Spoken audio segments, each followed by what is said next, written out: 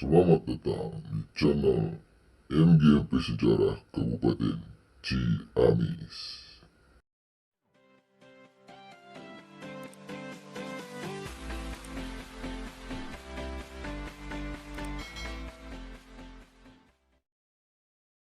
Assalamualaikum warahmatullahi wabarakatuh. Untuk sejarah Indonesia kelas 12 minggu ini kita membahas tentang sistem dan struktur politik dan ekonomi masa demokrasi terpimpin dari subbagian konfrontasi Indonesia dengan Malaysia. Nah, di sini dalam konfrontasi Indonesia dengan Malaysia kita juga harus melihat kenapa terjadi masalah-masalah antara Indonesia dengan Malaysia. Atau kita lihat dulu seperti yang sering kali disebutkan, sejarah harus ada latar belakang semacam itu. Nah, di sini untuk latar belakang terjadinya konfrontasi Indonesia dengan Malaysia itu ada 2 poin. Pertama, itu tentang keinginan dari Inggris untuk membentuk Federasi Malaysia. Waktu itu Perdana Menteri Singapura dan kemudian juga Malaysia, Tengku Abdul Rahman, diinikan dengan Inggris. Maksudnya Inggris memerintahkan kepada Tengku Abdul Rahman dan juga meminta kepada Lee Kuan Yew untuk istilahnya membentuk suatu federasi. Nah, di sini Indonesia menolak. Kenapa Indonesia menolak terbentuknya Federasi Malaysia? Karena kalau misalnya Federasi Malaysia terbentuk, kemungkinan besar Indonesia akan tersisih. Kemudian yang kedua, kalau Federasi Malaysia terbentuk, itu merupakan salah satu perwujudan neokolonialisme dan imperialisme atau kolonialisme bentuk baru. Itu diantaranya latar belakang mengapa terjadi konfrontasi Indonesia dengan Malaysia. Ada lagi selain itu, tentang pembentukan Federasi Malaysia. Waktu itu Indonesia kan sudah menjadi anggota PBB. Sementara Indonesia sudah merdeka, sekarang sudah menjadi anggota PBB. Sementara Malaysia itu belum menjadi anggota PBB, tapi oleh Inggris ditunjuk menjadi bagian dari Dewan Keamanan PBB. Kenapa di sini Inggris menunjuk Malaysia? Jelaslah menunjuk Malaysia, karena memang Malaysia adalah bagian dari Inggris, atau istilahnya Commonwealth of Nations, atau salah satu bagian dari negara persemakmuran Inggris. Nah, dari sana kemudian timbul kemarahan dari Indonesia, terutama dari Presiden Soekarno. Kenapa harus Malaysia? Kenapa tidak Indonesia? Nah, itu yang terjadi. Makanya kemudian terjadi apa yang dikatakan dengan konfrontasi Indonesia Malaysia. Itu. Kemudian masih dengan konfrontasi Indonesia Malaysia menyebutkan dengan adanya pembentukan Federasi Malaysia itu merupakan bagian dari upaya Inggris untuk mengamankan kedudukannya di Asia Tenggara. Dan menurut Soekarno, Federasi Malaysia merupakan proyek neokolonialisme dan imperialisme Inggris di Asia Tenggara, atau istilah nama kolonialisme bentuk baru, itu semacam itu. Nah, di sini untuk menegakkan ketegangan antara 3 negara tersebut, Indonesia, Malaysia, dan juga Inggris, dilakukanlah konferensi Mavilindo, Malaysia, Filipina, dan Indonesia. Semacam ini. Hasil pertemuan ini menyebutkan bahwa ketiga kepala pemerintahan berusaha mengadakan penyelesaian secara damai, diupayakan secara damai. Tapi kenyataannya tidak terjadi seperti hal yang diharapkan. Meskipun dari pertemuan ini dihasilkan salah satu bukti, diantaranya adalah adanya deklarasi Manila, atau disebut juga dengan persetujuan Manila.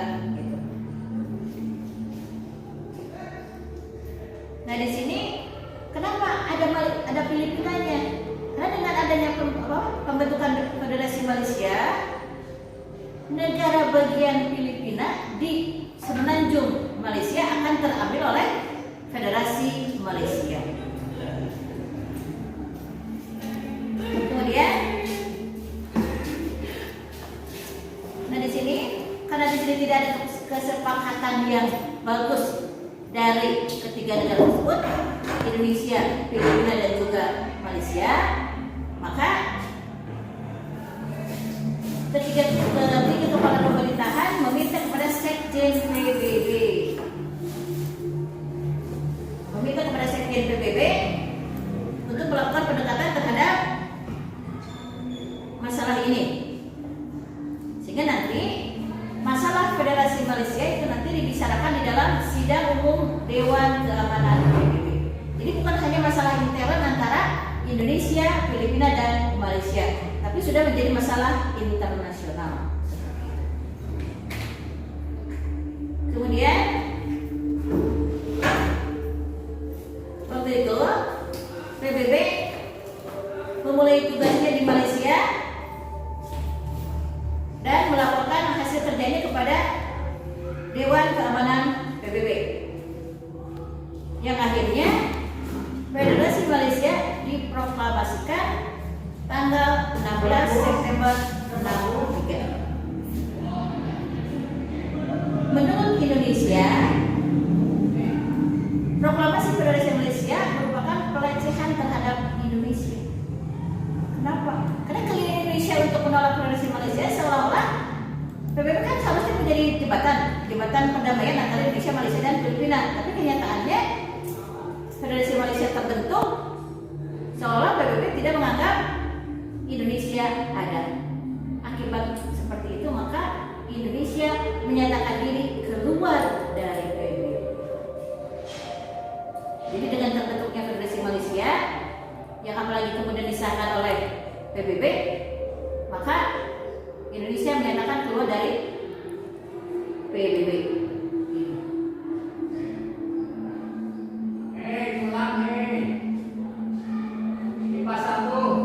Nah di sini konflik di Asia Tenggara juga menarik perhatian beberapa negara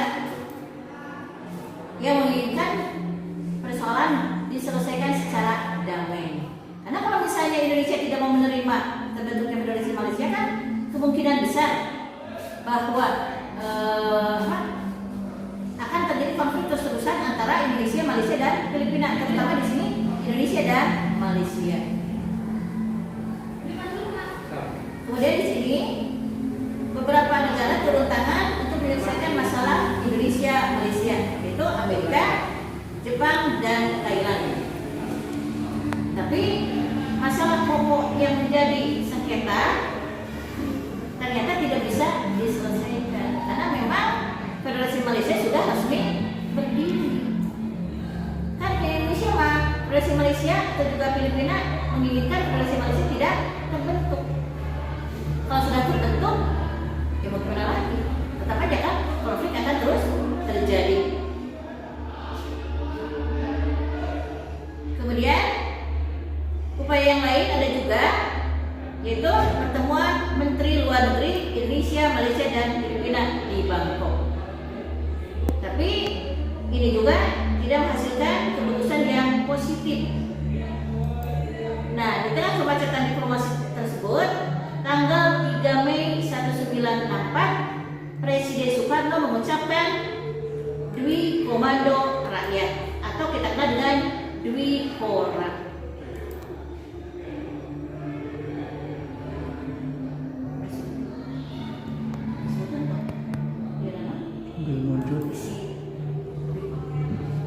Sambil nunjuk bagian mana Pak Dek?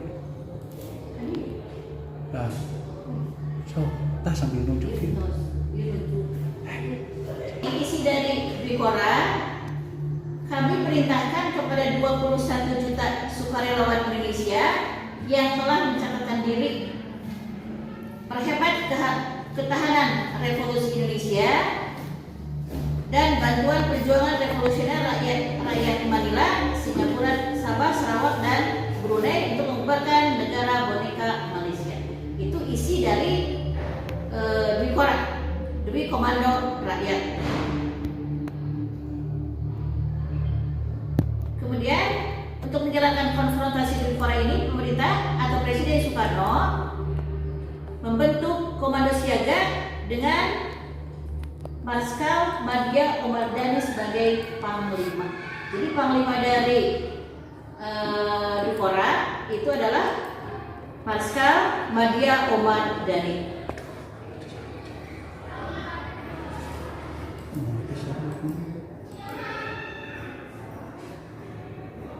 Nah di sini simulasi yang tadi di tengah berlangsungnya konfrontasi Indonesia dengan Malaysia, Malaysia dicalonkan menjadi anggota tidak tetap Dewan Keamanan PBB. Padahal tadi sudah disebutkan Indonesia juga sama mencalonkan menjadi anggota tidak tetap Dewan Keamanan PBB. Tapi ternyata Inggris lebih memilih Malaysia menjadi anggota tidak tetap Dewan Keamanan PBB. Alasannya jelas, karena Malaysia adalah bagian dari Commonwealth of Nations atau Persemakmuran Inggris Raya. Indonesia keluar dari PBB. Waktu itu juga Presiden Soekarno maksudnya, pada pidato tanggal 31 Desember 64 menegaskan bahwa oleh karenanya jikalau PBB sekarang, PBB yang belum diubah, yang tidak lagi mencerminkan keadaan sekarang, jikalau PBB menerima Malaysia menjadi anggota tidak tetap Dewan Keamanan, kita Indonesia akan keluar. Kita akan meninggalkan PBB sekarang. Itulah pernyataan sikap Indonesia terhadap diangkatnya atau maksudnya Malaysia menjadi anggota tidak tetap Dewan Keamanan PBB. Itu Indonesia keluar dari PBB. 65 Malaysia dinyatakan sebagai anggota tidak tetap Dewan Keamanan PBB.